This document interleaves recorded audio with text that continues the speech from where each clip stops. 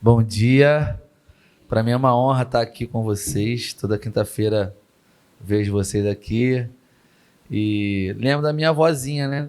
Vozinha que já faleceu. E eu lembro como era maravilhoso estar na casa dela. Essa avó, a parte de pai, nós íamos muito nas férias para lá.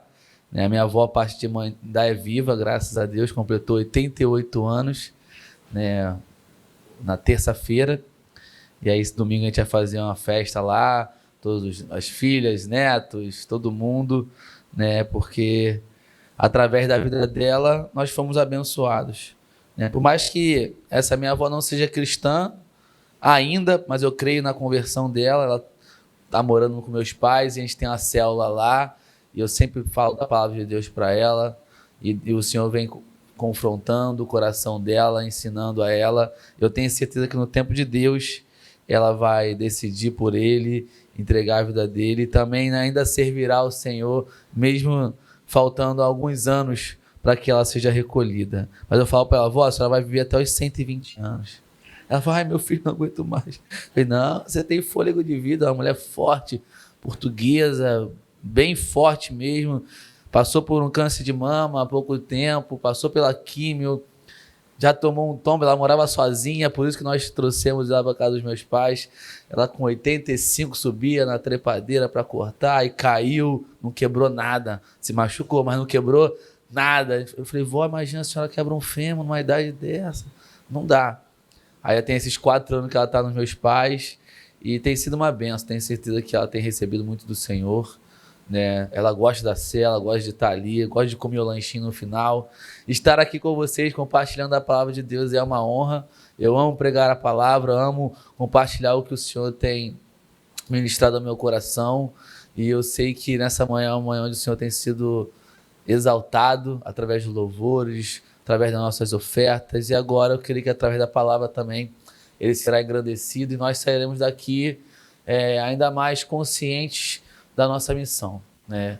Meu nome é Yuri, eu lidero o Ministério de Missões da Juventude do B1, que chama B1 Mission, e a gente trabalha com 3 frentes missionárias: evangelismo nas ruas, urbano, onde a gente sai na madrugada, vai lá para o Olegário Maciel, vai para a Praça da Zefa aqui no Recreio, bares, boates, a gente vai realmente onde os perdidos estão ali, de onde um dia nós fomos resgatados. Temos também um projeto nas universidades que o Senhor tem abençoado. E hoje eu estou integral nessa área lá com o pessoal do B1, com o pastor Vux, pastor Tiago. Todos os dias eu estou aqui, né, para a honra e glória do Senhor. Eu sou formado em Direito. Quando eu me formo em Direito, começo a advogar, o Senhor pega o meu coração e fala, não, tem um chamado para você. Aí eu vim para Atitude. Trabalhei 2 anos com o pastor Efraim, como auxiliar dele. Aí, desde o início do ano, eu estou com a juventude de uma forma integral mesmo, e tem sido maravilhoso, né? Temos visto o Senhor tocar pessoas, tocar os jovens, a juventude, mas eu acredito também que vocês, nossos anciãos, né? Mulheres e homens de oração que vão estar ali, que são patriarcas e matriarcas da família de vocês, vocês vão conduzir também os seus filhos e netos para a presença do Senhor, bisnetos daqueles que terão bisnetos, eu tenho certeza também. Então a palavra de hoje que eu quero trazer para a gente, principalmente no meio, nessa época que a gente vai viver agora, vai ser uma época de muita divisão, de muita polarização. Já tem uma cultura, né? Quando eu gosto muito de ler sobre a sociologia, estudar, a gente vê a cultura pós-moderna que relativiza tudo, e essa geração é uma geração líquida nesse sentido de que os padrões antigos, até eu que tenho 34 anos, eu fui já criado numa realidade diferente de hoje. Imagina vocês que estão aqui. Antes a palavra de um homem, de uma mulher, valia mais do que um contrato. Hoje não, hoje se você acorda com alguém algo, eu estou mudando de casa. Aí eu conversei com a dona do apartamento, e ali eu falei, não, ó, tá acordado, até brinquei com ela, tá acordado no bigode. Aí ela, não, aí só quando eu fui conversar com ela novamente, aí tudo que a gente tinha acordado, ela decidiu mudar. Aí já me deixou um pouco chateado, e aí eu tô pensando seriamente se eu vou mudar para esse lugar. Não gostei do apartamento, que é até aqui no Pontões, tô querendo me mudar para cá, porque eu trabalho aqui, minha esposa é professora, dá aula na creche, era professora de alfabetização, as crianças de 5, 4 anos ali. Então, morar aqui perto para a gente vai ser muito melhor, porque hoje a gente mora lá no final do Recreio, tem gastos, a qualidade de vida vai melhorar também, não só a questão da locomoção e do dinheiro gasto com combustível, mas todo um contexto, né? Um apartamento melhor também, um pouco maior. Enfim, mas ali que me deixou meio chateado, porque a gente combinou algo e ela voltou atrás. Então, hoje em dia, o mundo é assim. As pessoas combinam algo com você, elas não honram a palavra delas. Ainda mais num tempo como esse, onde há muita divisão, há muita polarização. A gente vai entrar num momento agora, a partir de agosto, dia 15, 16 de agosto, começam as propagandas políticas e nós temos nosso posicionamento, devemos nos posicionar. Mas cada vez mais, nosso posicionamento vai incomodar as pessoas. E nós também precisamos saber como nos posicionamos, com amor e com verdade, como é o lema da nossa igreja nesse ano. Então, diante de tudo isso, nós precisamos ser aquelas pessoas que vão dirimir os conflitos. Existe muita gente extremista que puxa para um lado ou para o outro. E o cristão, nós cristãos, precisamos nos colocar como alguém que acalma, apazigua. Como Jesus, ele sempre fez, ele trazia a prostituta, ele evangelizava o Zaqueu, ele ia lá no Nicodemos, no leproso, nos esquecidos. Ele não fazia acepção de pessoas. E algo que, quando eu olho para a Bíblia, eu vejo que não há acepção de pessoas é no ministério de Jesus. Na mesa de Jesus. Quando a gente vê a mesa de Jesus, não só a mesa da ceia, mas a mesa de Jesus, onde ele sentava, havia todo tipo de pessoa. Então Jesus era esse homem que se assentava com todos e conectava todos ao Pai. Aqueles que queriam. Porque ele conta com o jovem rico diz que não quer abrir mão de certas coisas. E nosso papel é esse, é apresentar o reino de Deus, apresentar a verdade. E aqueles que desejarem abrir mão de si, pegar a sua cruz e caminhar, esses viverão. Então, eu queria que a gente abrisse a nossa Bíblia, agora lá em Lucas 22, que a gente vai falar um pouco da mesa, sabe? Da mesa do Senhor.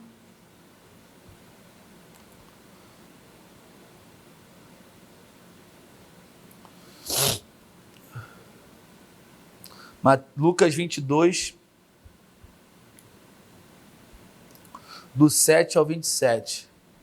Mas antes de ler, eu queria só contextualizar um pouco sobre a questão da mesa, que aí é a mesa da Santa Ceia. Mas a gente vai no Antigo Testamento, na época de Moisés, a gente vê que essa mesa, lá no capítulo 25 de Êxodo, o Senhor dá uma ordem a Moisés de construir uma mesa.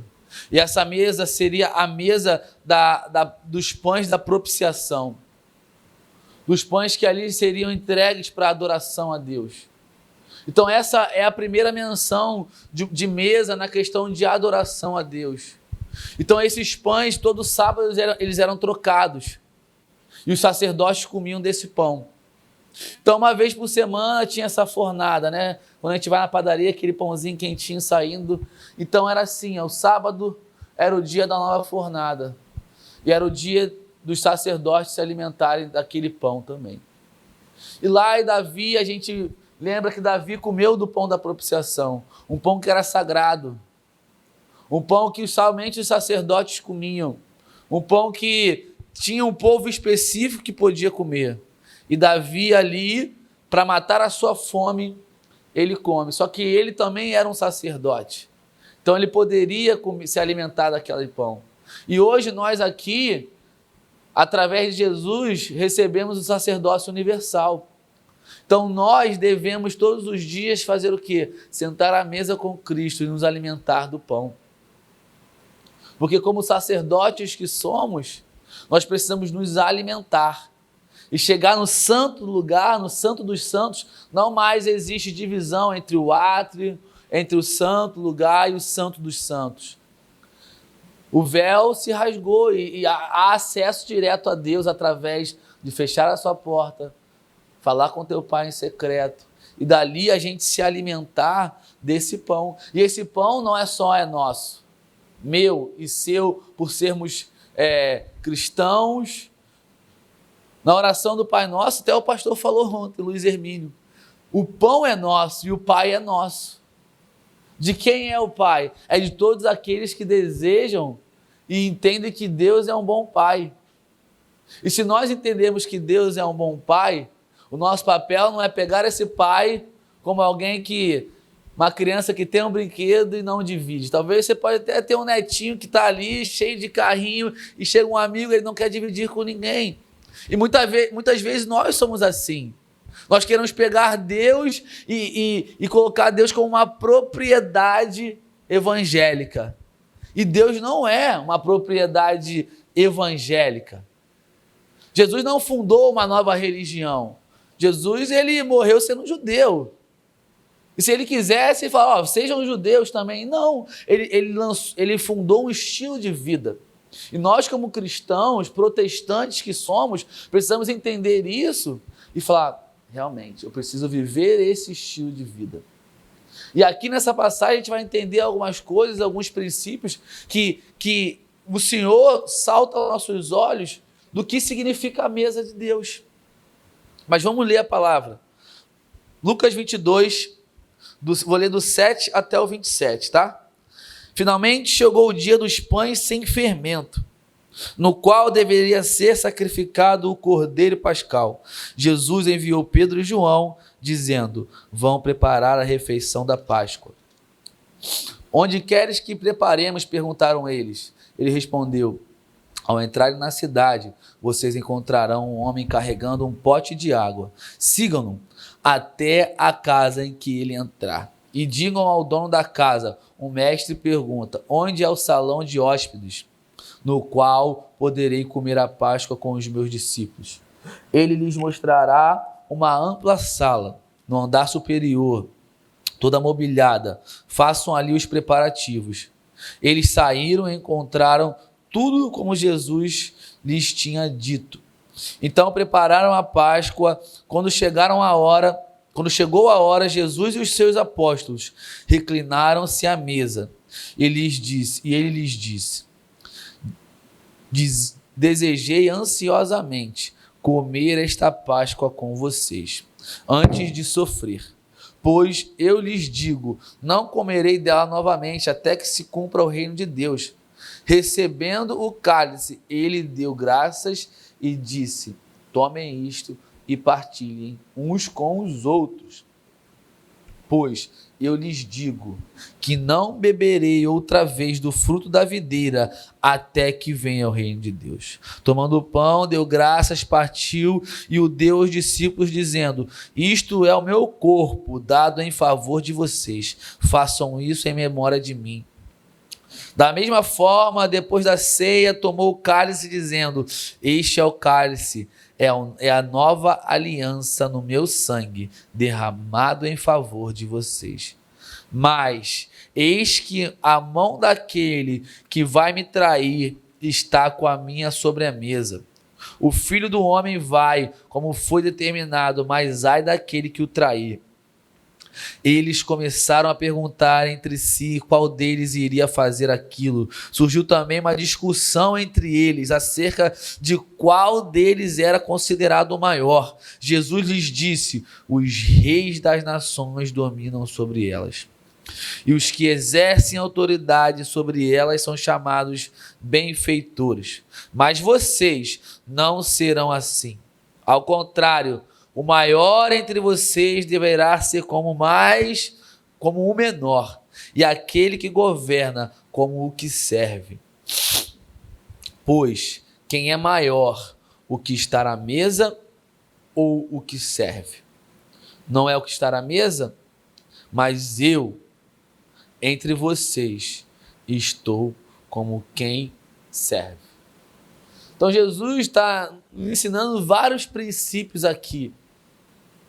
Várias maneiras da gente entender como é o reino de Deus, como funciona a lógica do céu. A matemática do céu, ela é diferente. O reino de Deus, ele é de cabeça para baixo, se comparado com o nosso. A lógica do céu é que quer ser grande, se diminua. Quer crescer? Sirva. Quer ser cheio? Se esvazie.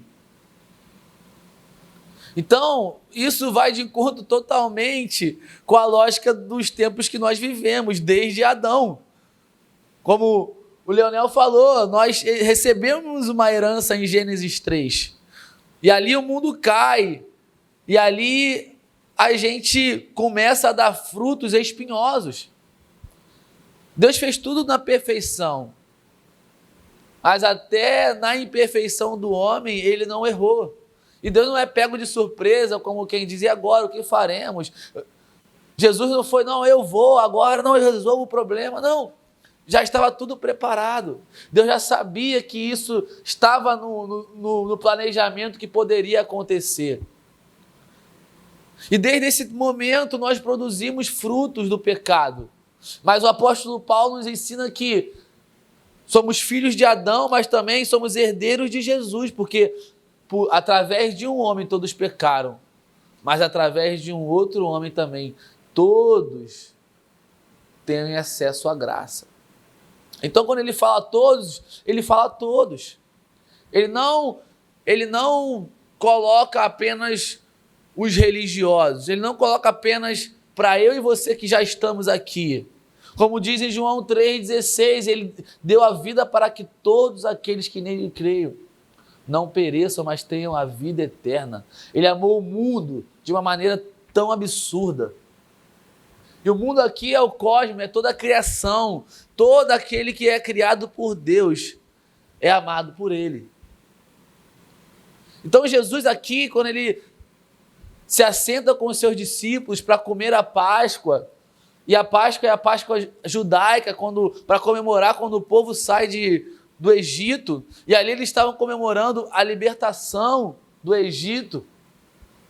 E ali Jesus fala, vai vir uma nova aliança, vai vir uma nova Páscoa. Ele já estava dando um presságio para eles. Porque a antiga lei, não que ela não exista mais, mas ela foi cumprida nele. E ele mostra para eles em mais um momento que aquela mesa do Santo dos Santos era a mesa que ele queria que os seus discípulos se assentassem. E na caminhada de 3 anos e meio com aqueles homens e mulheres também, ele ensina a eles sobre a mesa, sobre o poder da mesa. E há um poder na mesa. Eu fui criado numa família onde se jantava na mesa, se almoçava na mesa. Lógico, durante a semana, meu pai estava sempre trabalhando, meu pai era taxista, minha mãe dona de casa, eu fui criado num subúrbio do Rio de Janeiro, em Cascadura, então, mas a gente sempre almoçava na mesa. Nos finais de semana, meu pai fazia questão de pôr aquela mesa, sentar com a gente, e nós não éramos cristãos. Eu fui o primeiro cristão na minha casa, eu tenho 34 anos, aos 32 eu comecei a ir para uma igreja, aos 22.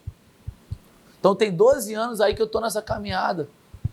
E ali meus pais foram alcançados, eu venho de uma família kardecista, muito profunda nessa ideologia. E Deus vem libertando a minha família. E é no tempo dele também. Não é no meu tempo. E quando eu fui para a igreja, eu me batizei, o Senhor falou comigo que eu e minha casa serviríamos a Ele. E hoje meus pais são servos do Senhor. Meu pai, ele está na igreja onde eu era, antes de vir para a Atitude. Ele vai ser consagrado diácono lá agora. A minha mãe está super envolvida. Então Deus está alcançando a minha família. Tem uma célula na casa dos meus pais, que eu lidero toda quinta-feira. A igreja deles está entrando na visão celular, então o Senhor está entrando nos lugares. Por quê? Porque Ele me tocou. E eu entendi que eu deveria viver isso e convidar meus pais para sentar à mesa. E não de obrigá-los a viver goela abaixo uma religiosidade. Tanto que sexta-feira eles iam para o centro kardecista, ali no SEMA, no recreio, no terreirão, e no domingo eu convidava-os para ir à igreja. E às vezes eles iam, às vezes eles não iam. E quando nós sentávamos à mesa para jantar, para almoçar, para lanchar, eu sempre soltava alguma semente. Eu sempre falava algo do que Deus estava fazendo. E o meu próprio testemunho de vida já vinha mudando. Que no final de semana eu sumia, saía, ou no outro final de semana, cada final de semana tinha uma menina dormindo lá em casa, já não estava mais acontecendo, já estava com outras amizades, já ficava mais em casa, já não bebia, aí aquilo foi mudando. E eles falaram, aí, pô, e aí, como é que é isso? Como é que é esse negócio aí de ser crente? Eu falei, não, é sobre Jesus. Eu entendi que Jesus ele serviu uma mesa para mim sentar. E como Jesus, mesmo ele dá uma parábola, que é a parábola do banquete, lá em Mateus 22, versículos 9 e 10, que o rei ele faz um banquete, ele convida pessoas, e essas pessoas não vão, e ele chama os seus servos, e esses servos eu entendo que sou eu e você, para quê? Para ir às esquinas, onde os caminhos se cruzam.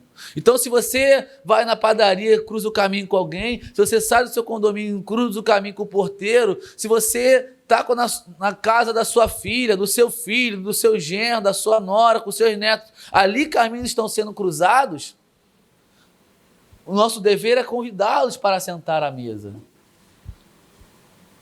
Não se preocupar se tá com a roupa certa, não se preocupar se está do jeito certo, não, sente à mesa. Porque na parábola do banquete, quem dá a roupa é o rei. O rei não fala, não, ó, vem com uma roupa boa primeiro, não, ele vem do jeito que você está, convide a todos, tanto os bons quanto os maus, para sentar à mesa. Então eu entendo ali que não cabe a mim, eu creio, o Leonel é bom, mas o Joãozinho é mau, então vou chamar só quem é bom. Não, é chamar a todos, tanto os bons quanto os maus, que quando chegar à presença do rei, que é o Senhor, ele dará a roupa a eles. E eles se vestirão da maneira adequada. Então, quando a pessoa tem um encontro com Jesus, ela vai entendendo que ela precisa sim mudar a roupa física dela, ela precisa mudar o estilo de vida dela. O nosso papel é convidá-los à mesa e mostrar, ei, existe uma mesa para você sentar. E não, você não pode sentar na mesa comigo, porque eu sou melhor que você. Você ainda bebe, você ainda fuma, você ainda trai o seu esposo ou a sua esposa, você ainda isso ou aquilo. Não, a mesa ela é um convite a todos. E o primeiro princípio que eu aprendo sobre a mesa de Jesus é que a mesa ela é niveladora. Todos nós estamos sentados, vocês estão sentados, estão todos no mesmo tamanho, mas se levantar, um vai ser um pouco maior que o outro. Então a mesa ela nos nivela. Quando sentamos na mesa, o cara de 1,90 m ele fica do tamanho de um cara de 1,80 m. De 1,60 m ficam todos no mesmo nível. Então a mesa do Senhor ela é niveladora. Por quê? Porque o rico senta com o pobre.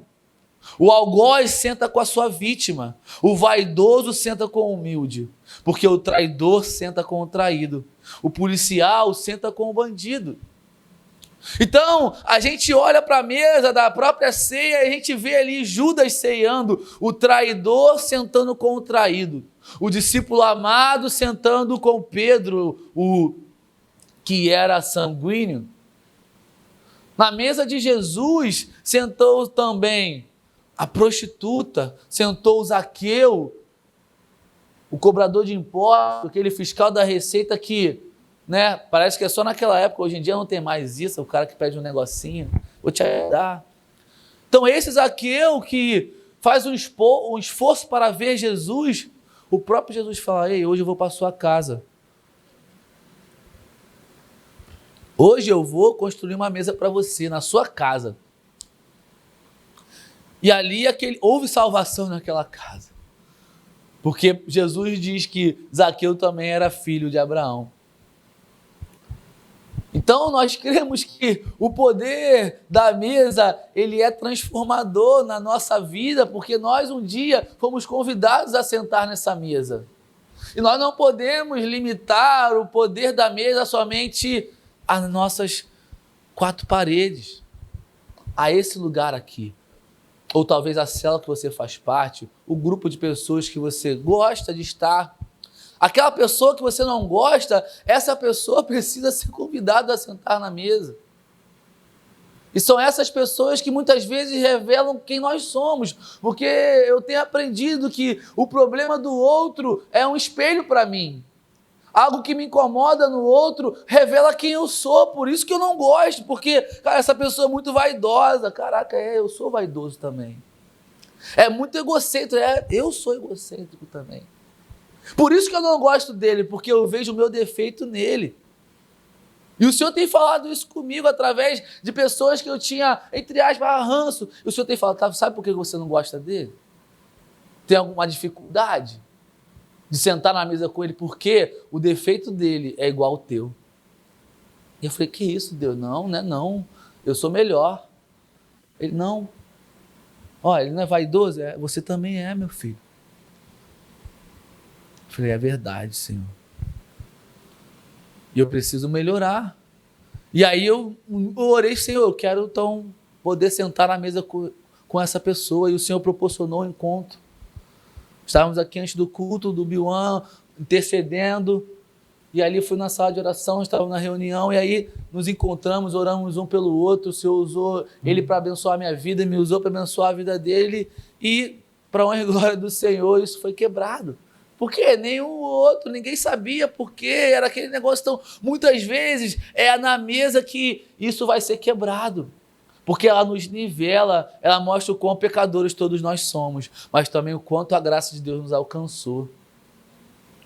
Em segundo lugar, a mesa ela é reveladora. Por quê? Porque foi na mesa que o traidor foi revelado, mas foi na mesa também que o mais amado é revelado ao deitar-se no peito de Jesus. João, como o mais amado, ele se reclina aos seios de Jesus. Tanto que Pedro, fita os olhos dele e pergunta a Jesus quem é esse. Em outros evangelhos diz isso. Então, na mesma mesa que revela o traidor, revela o mais amado. Mas a mesa ela não exclui o traidor por ser o traidor. Ele só diz, um vai me trair. Então a mesa ela revela quem nós somos. Da mesma maneira, quando Jesus, ele procura uma casa para ir ceiar, para ir comer, e ele encontra Simão, o fariseu. E ali ele entra na casa de Simão e Simão recebe ele de qualquer maneira. Simão era o mestre da lei. Simão era o fariseu, detentor da verdade. E ele não recebe Jesus da maneira que tem que ser recebido. Tanto que Jesus fala para ele, eu cheguei na tua casa, tu não me deu nem um beijo. Tu não me deu uma água para lavar os pés. Você não ungiu minha cabeça, teu cabelo, tô todo descabelado. Estou no deserto andando há maior tempão. O frizz do meu cabelo, eu tenho cabelo grande, sei como é que é difícil. E aí o óleo era para isso, para ungir a cabeça, lavava os pés, lavava a mão, dava um beijo. Simão não honra Jesus, mas ali uma mulher caçando Jesus, onde é que está Jesus, onde é que está Jesus? E ela vê Jesus na casa desse homem e ela entra, e ela não pensa duas vezes em se jogar aos pés dele, em pegar o melhor que ela tinha, ela quebra aquele vaso de alabastro, derrama e aquele lugar é tomado pela adoração daquela mulher. Então, na mesma mesa que Jesus senta com Simão e revela o quão o coração dele era distante da presença, mas bem refém da religiosidade, pega aquela mulher que alguns estudiosos dizem que é a mesma que foi expulsa de 7 demônios. Então, quem muito ama é porque entende que muito foi perdoado. Simão achava que não precisava de perdão, se achava certo, correto, cumpridor da lei, fariseu. Aquela mulher não sabia de onde ela tinha saído. E será que nós, às vezes, esquecemos de onde saímos? E temos nos tornado como Simão, o fariseu, achando, todos os dias eu tenho orado, eu tenho intercedo pela minha igreja, pelo meu pastor, pela minha nação. Aí isso vem nos tomando. Aí o cumprimento nossos deveres como cristão, às vezes nos tira da consciência de quão pecadores nós somos. E nos faz, muitas vezes, negligenciar e retirar pessoas da mesa de Jesus. E não convidá-las para a mesa. Só que nós precisamos entender que temos uma missão, que é ir e fazer discípulos, ou seja, ir e convidar qualquer pessoa para sentar à mesa, para comer da mesma coisa que a gente come, para se relacionar com Deus da mesma maneira que a gente se relaciona como um pai. Então a mesa, ela é reveladora nesse sentido. Porque é depois da mesa que nós sabemos se há ou não sinceridade no outro. Eu amo sair para comer com os meus amigos. E é somente na mesa, não somente uma mesa física, mas a mesa do relacionamento, que você vai poder conhecer as pessoas. Porque talvez a aparência pode te dizer algo. Você vê, talvez, não olhe para mim, um jovem tatuado, cabeludo, não sei o quê, olha para o Leonardo, né, o estilo dele, cara, né, sempre reverente, brincando, e às vezes a gente, ouve alguém todo ataviado, não, essa pessoa é caretão, não sei o quê. Mas quando a gente senta na mesa com essa pessoa, a gente vê que realmente aquilo que eu imaginava é tão limitado, tanto para o lado bom quanto para o lado ruim. Nós criamos expectativas, imaginamos coisas, e quando vem o relacionamento que somente a mesa proporciona, talvez no seu condomínio você só vê a pessoa no elevador, e você olha e a pessoa não dá nem um bom dia, fala, essa pessoa já criou ali um bloqueio, mas você talvez nunca convidou a tomar um café, a fazer alguma coisa. Vamos ali na Hidro, vamos ali em algum lugar, vamos tomar um café, está tendo um bazar, está tendo isso, está tendo aquilo, não sei. O que você gosta de fazer, talvez convide essa pessoa para fazer também. Porque assim a gente vai poder criar o quê? Relacionamento. E é isso que o Senhor deseja, que nós criemos relacionamentos e sejamos como placas que apontam para a ponte é Jesus. Nós não somos a ponte. Quem é a ponte é Jesus. Nós somos uma placa que aponta para a ponte. Então nós precisamos estar sempre nos olhando para ver se nós estamos apontando para o lado certo. Porque senão a gente pode estar desaparafusado e aquela placa que era para a direita aponta para a esquerda e aí as pessoas vão seguir o caminho errado. Em terceiro lugar, eu entendo que a mesa ela é agregadora. É na mesa que o sanguíneo Pedro se relaciona com o melancólico João. Somente na mesa que nós mostramos todas as nossas vulnerabilidades, porque é na mesa que você descobre se o outro come de boca aberta ou não, se ele come ou não certo tipo de alimento. Então é só na mesa que a gente vai ver de fato os defeitos que os outros têm. E é só na mesa que nós também vamos revelar os nossos defeitos. Porque talvez no primeiro encontro a gente coma todo bonitinho ali. Eu vou fazer 10 meses de casado, recém-casado, mas eu lembro do primeiro encontro com a minha esposa. Que a gente estava ali num restaurante mexicano e a gente estava ali os dois. Né? Ela nem comeu nada. Mas hoje ela come mais do que eu. Se eu der mole, ela come, a gente vai sair para comer, sobrou a batatinha, amor, deixa eu comer aí também. Por quê? Porque a gente estava ali, né, querendo agradar um ao outro, se escondendo um pouco. Mas é na mesa do relacionamento. Passou-se meses e alguns anos, nós noivamos com 9 meses, casamos com 1 ano e 10. E hoje, vivendo junto, vocês sabem muito mais do que eu. Como é desafiador um casamento, porque ali é a mesa diária. É um dia que você acorda mal, você vai para o trabalho e alguma coisa ruim acontece, você tem que ir para casa e fazer os afazeres. E às vezes você não está querendo falar com ninguém, tem que dar atenção. Aí o homem chega em casa, a mulher ainda tem mais 580 palavras e você já está com menos 200, já falou demais. Mas você tem que dar atenção, sentar, conversar. É na mesa que mostra quem é quem.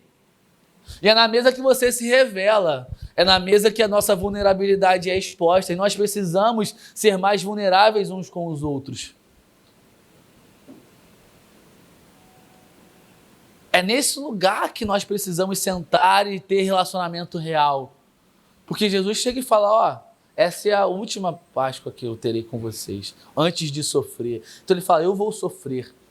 E ali ele já estava no início daquela ansiedade que o Jesus homem estava sentindo, tanto que ele chega a suar sangue lá na frente, no jardim de Getsêmani. E os cientistas, né, já estudaram sobre isso. Existe no YouTube todo um vídeo de um médico, cientistas, falando sobre toda a peregrinação de Jesus na cruz do Calvário, no olhar de um cientista. E que sim, existe uma ansiedade tão grande que a pessoa chega que os poros dela podem exalar sangue dali. E esse é o lugar que o Jesus homem chega, sabendo o que é sofrer, sabendo que teria suas costelas quebradas, sabendo que os açoites viriam e dilacerariam a sua carne. E ali ele já começa a ser vulnerável. Olha só, essa é a última, tá chegando a hora e eu tô com medo. E ele é vulnerável com os seus amigos ali. Então a mesa é esse lugar que agrega, e agrega por quê? Agrega porque se revela. E você se acostuma. Não, pô, fulano é assim mesmo, é o jeito dele. Fala mais alto, outro fala mais baixo. Come assim, não, fulano só come de colher, tá tudo bem, deixa ele. Ah, tá vendo? Ele gosta de frango, não come carne. Ah, fulano é vegano, é vegano mesmo. Esse aqui ama batata frita. E a gente vai vendo os detalhes, mas é só na mesa do relacionamento que isso acontece. Em quarto lugar, a mesa ela é pedagógica. Porque enquanto os discípulos discutiam quem era o maior, Jesus nos ensina que o maior é o que serve. Jesus diz que os reis desse mundo dominam, mas os discípulos são dominados como escravos. Então essa mesa ela é pedagógica porque ela nos ensina o princípio do reino de Deus, ao qual os grandes reis, ou seja, os governantes desse mundo, buscam serem reconhecidos, servidos. Nós, como discípulos, devemos nos humilhar, servir uns aos outros, como ele nos ensinou. Essa é a pedagogia de Jesus. Esse é o Jesus que chega, olha só, vocês precisam entender de uma vez por todas, vocês não estão prontos para isso que vocês estão pedindo. Quando João e seu irmão chegam pedindo para sentar à direita dele, depois a mãe fala, deixa os meus filhos sentarem um de cada lado, você não sabe o que você está pedindo. Esse lugar é para quem abre mão. O lugar da honra na mesa de Jesus é para quem de fato abre mão da própria vida. Entende que a sua vida não é mais sua, então os seus desejos não são mais seus, as suas preferências não são mais suas, o seu olhar não é mais seu, a sua boca não é mais sua. Então de você tem que sair algo de Deus. E a gente precisa todos os dias estar se lembrando disso, desse ensinamento de Jesus. Porque senão nós vamos nos amoldar a este mundo, ao padrão deste mundo, que busca os próprios interesses, que quer o enriquecimento a qualquer custo, a aprovação das pessoas, porque muitas vezes nós faremos algo para as pessoas, esperando receber algo em troca, mesmo que inconscientemente, e quando nós não recebemos algo em troca, nós nos frustramos. Mas nós precisamos falar para nós mesmos, todos os dias, ei, faça algo sem esperar nada, sirva sem esperar o reconhecimento. Ame o outro sem que o outro te ame antes. Porque Jesus faz assim com a gente, fez e faz e fará. Quantas vezes nós negligenciamos o amor de Jesus por nós, desobedecemos as suas leis, pecamos contra ele, e mesmo assim ele não deixa de nos amar. E esse é o maior exemplo que nós precisamos pegar de Jesus. É não guardar rancor. Se o outro falou algo, cara, seja você aquele que vai ao encontro para conciliar. Peça perdão mesmo você estando certo. Eu sempre tive muita facilidade de esquecer, de deixar para lá, alguém vacilava e eu, não, tá tranquilo. Mas eu conheço pessoas que têm dificuldade. E eu já vivi coisas boas por causa disso, mas também já vivi coisas ruins, porque a pessoa erra uma vez, 2, 3, 5, aí até eu dar um basta, mas eu tenho dificuldade porque eu acredito, isso faz parte de mim. Mas por isso que Jesus coloca pessoas assim no meu caminho também, para que talvez se colocasse no caminho de outro, o primeiro erro já seria excluído.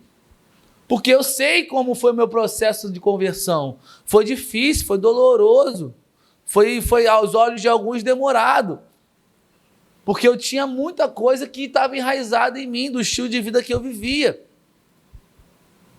Então eu brinco dizendo que eu me converti, meu processo foi como Pedro, não foi como Paulo. Paulo, o encontro mudou, foi. Pedro não, caminhou 3 anos e meio com Jesus ali, mesmo assim traiu. Aí deixou, não vou fazer mais nada. E Jesus vai lá e marca um encontro com ele. Serve uma mesa para ele na praia. E aí que a gente chega no 5º ponto, que a mesa de Jesus é restauradora.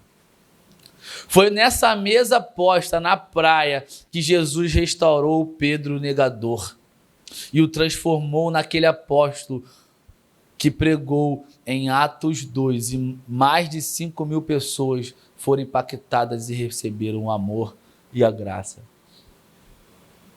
Então a mesa ela nos restaura. Jesus todos os dias está pondo uma mesa para restaurar você do pecado que você cometeu. Então talvez você pecou, errou contra o Senhor e desapontou Ele dentro do seu coração, você sabe.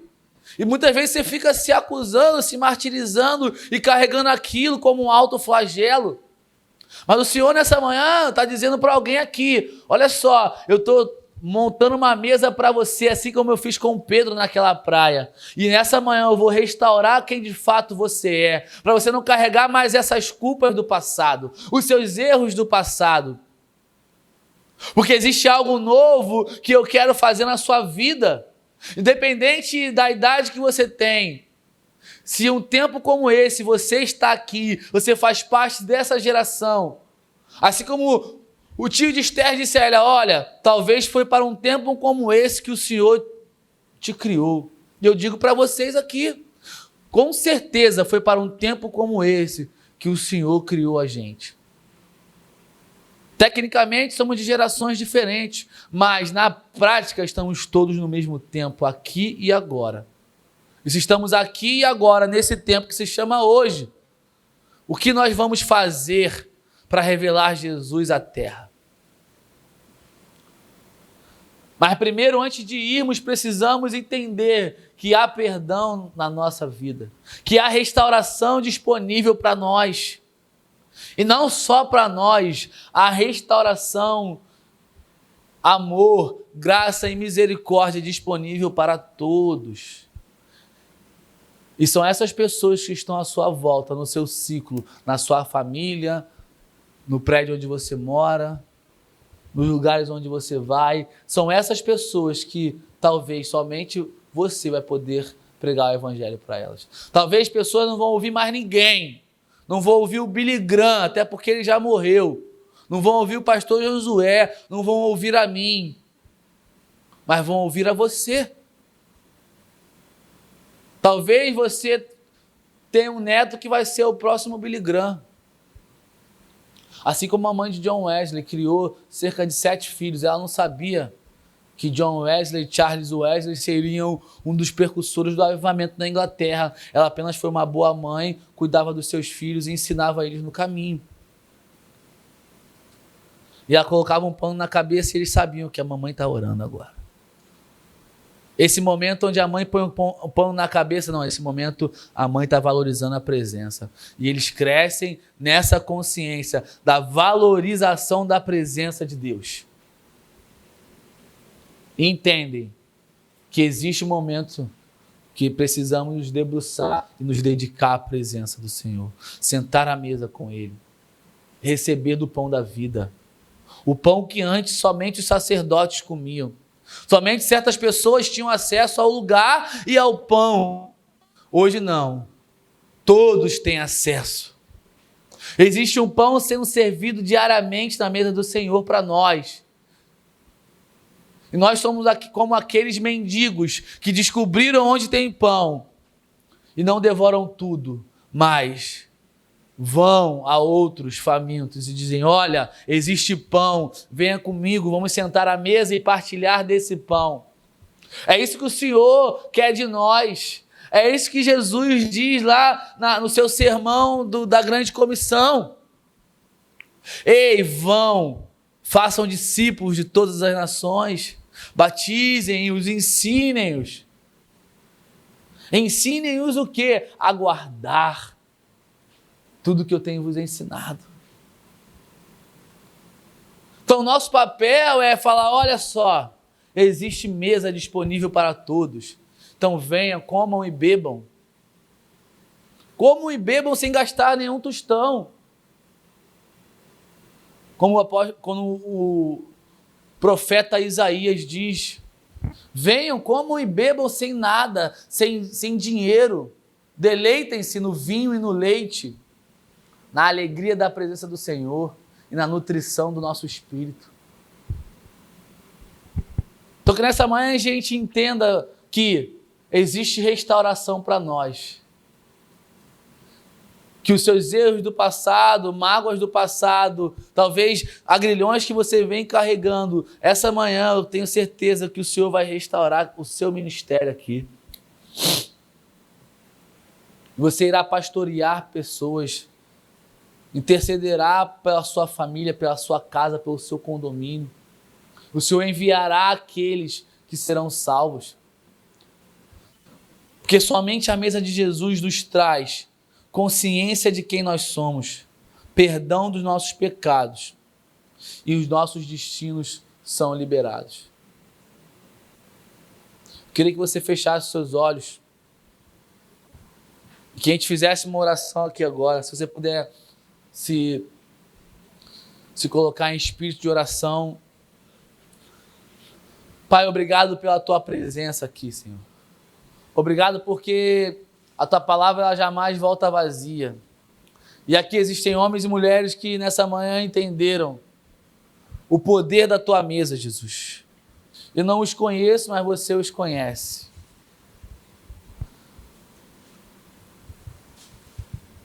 E o teu Espírito está aqui, Senhor, nos consolando e nos exortando. E talvez você que está aqui ou está online e você entendeu que precisa dessa restauração, talvez a culpa vem te acompanhando, talvez algum erro do passado, talvez você se culpa porque queria ter dado algo aos seus filhos e não conseguiu.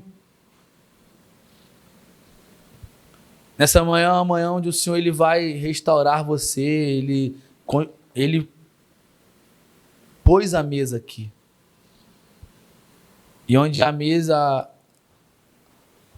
há amor, onde existe a mesa de Jesus há misericórdia. E se você é uma dessas pessoas que eu falei aqui, queria que você me acompanhasse numa oração dizendo: Senhor,